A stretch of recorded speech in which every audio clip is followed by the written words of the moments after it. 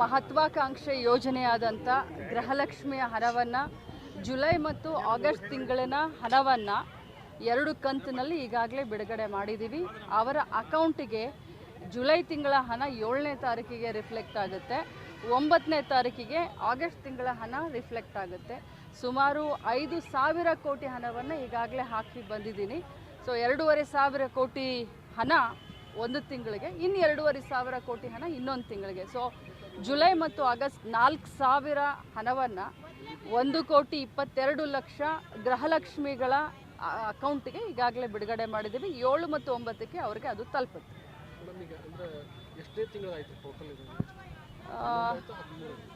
13 ತಿಂಗಳ ಹಣ, 13 ತಿಂಗಳ ಏನು ನಾವು ಹೋದ ಆಗಸ್ಟ್ನಲ್ಲಿ ನಾವೇನು ಹೇಳಿದ್ವಿ, 13 ತಿಂಗಳ ಹಣವನ್ನು ಅವರ ಅಕೌಂಟಿಗೆ ಹಾಕ್ಬೇಕು. ನಿನ್ನೆ ಟಿ ರಾಜು ಅವರನ್ನು ಬೆಳಗಾವಿ ಜಿಲ್ಲೆಯ ಪ್ರಮುಖ 2 ಸಚಿವರಿದ್ದಾರೆ, ಅವರ ಪೈಕಿ ಒಬ್ಬರ ಭೂ ದಾಖಲೆ ಇದೆ, ಭೂ ಹಗರಣ ಮಾಡಿದ್ದಾರೆ. ಅವರು ದಾಖಲೆಗಳನ್ನು ಬಿಡುಗಡೆ ಮಾಡಿದ್ದಾರೆ.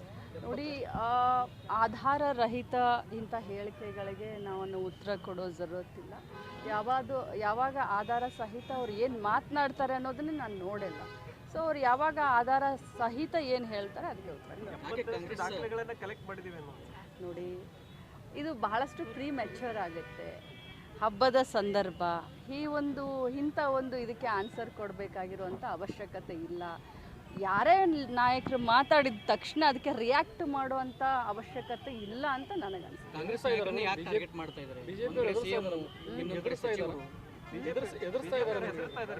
ಯಾರಿಗೂ ಹೆದರೋದು, ಬಗ್ಗೋದು, ಜಗ್ಗೋದು ಇಲ್ಲ ಅಂತ ನಾನು ಹೇಳಿದ್ದೀನಿ, ನಮ್ಮ ಮುಖ್ಯಮಂತ್ರಿಗಳು ಹೇಳಿದ್ದಾರೆ.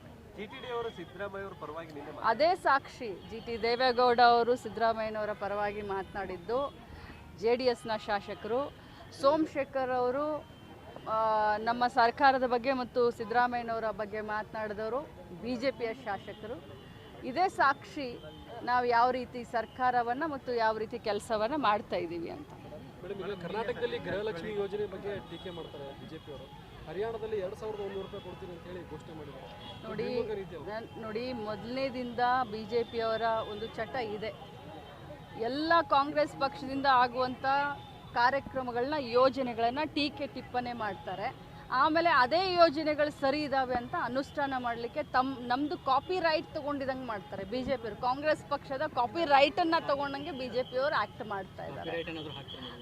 ಏನು ಕಾಪಿ ರೈಟನ್ನು ಇನ್ನು ನೋಡಬೇಕು, ಇನ್ನು ಜನ ಹಾಕಬೇಕು ಅವ್ರ ಮೇಲೆ. ಯಾಕಂದರೆ ಲಾಡ್ಲಿ ಬೆಹನಾ ಅಂತ ಮಧ್ಯಪ್ರದೇಶದಲ್ಲಿ ಮಾಡಿದರು, ಈಗ ಮಹಾರಾಷ್ಟ್ರದಲ್ಲಿ 2,000 ರೂಪಾಯಿಯನ್ನು ಗೃಹಲಕ್ಷ್ಮಿ ಥರನೇ ಅನೌನ್ಸ್ ಮಾಡಿದ್ದಾರೆ, ಜಮ್ಮು ಕಾಶ್ಮೀರದಲ್ಲೂ ಕೂಡ ಮಾಡಿದ್ದಾರೆ, ಹರಿಯಾಣದಲ್ಲೂ ಕೂಡ ಮಾಡಿದ್ದಾರೆ. ಸೊ ಬಹುಶಃ ಕಾಂಗ್ರೆಸ್ ಪಕ್ಷದ ಕಾಪಿ ರೈಟನ್ನು BJPಯವರು ತಗೊಂಡಿದ್ದಾರೆ.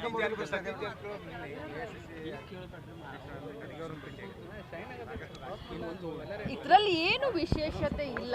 ನಾನು ಕೂಡ ಮೊನ್ನೆ ಹೋಗಿದ್ದೆ, ಹೋದ ತಿಂಗಳು ಹೋದಾಗ AICC ಅಧ್ಯಕ್ಷರನ್ನ ಭೇಟಿಯಾದೆ.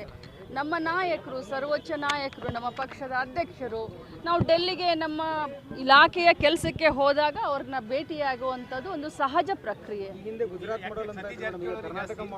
Karnataka model, Gujarat model ಅನ್ನ ಹಿಂದಕ್ಕೆ ಮುಂದೆ ಹೋಗ್ತಾ ಇದೆ ಅಂತ ಬಹಳ ಹೆಮ್ಮೆಯಿಂದ ಹೇಳ್ತೀನಿ. ನೋಡಿ, ಯಾರೇ ರೇಸ್ನಲ್ಲಿದ್ದರೂ ಕೂಡ ಅದು ನಮ್ಮ ಪಕ್ಷದ ಹೈಕಮಾಂಡ್ ಅದರ ನಿರ್ದೇಶನದ ಮೇಲೆ ಮತ್ತು ಏನು 136 ಜನ MLAಗಳು ಗೆದ್ದಿದ್ದಾರೆ ಅವರ ಇಚ್ಛೆಯ ಮೇರೆಗೆ ಆಗೋದು.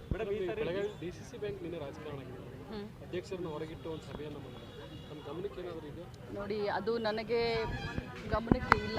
ಗಮನಕ್ಕೆ ಇಲ್ಲದಿರುವಂಥ ವಿಚಾರವನ್ನು ಮಾತನಾಡೋದು ನೋಡೋಣ. ಇನ್ನೂ ಟೈಮ್ ಬರಲಿ, ಕರೆಕ್ಟ್ ಟೈಮ್ಗೆ ನಾನು ಹೇಳ್ತೀನಿ.